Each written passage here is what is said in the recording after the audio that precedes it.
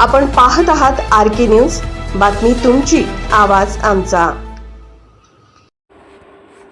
चव्हाणवाडी टेकडी परिसरात गांजा विक्रीसाठी आलेल्या तिघांना अटक।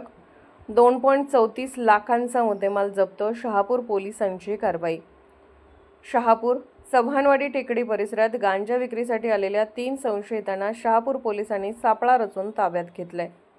त्यांच्याकडून गांजासह दुचाकी आणि मोबाईल असा एकूण 2,34,225 रुपयांचा मुद्देमाल जप्त करण्यात आला।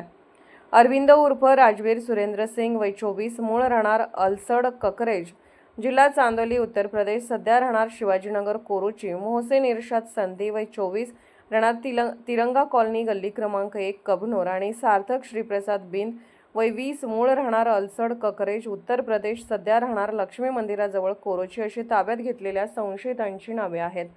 याबाबत पोलिसांकडून मिळालेल्या माहितीनुसार बुधवार दिनांक 10 दुपारी 1:40 वाजण्याच्या सुमारास कोरोची हद्दीतील चव्हाणवाडी टेकडी येथील नाईक मळ्याकडे जाणाऱ्या रस्त्यावर गांजा विक्रीसाठी काही जण येणार असल्याची गोपनीय माहिती पोलीस कॉन्स्टेबल रोहित डावाळे यांना मिळाली होती।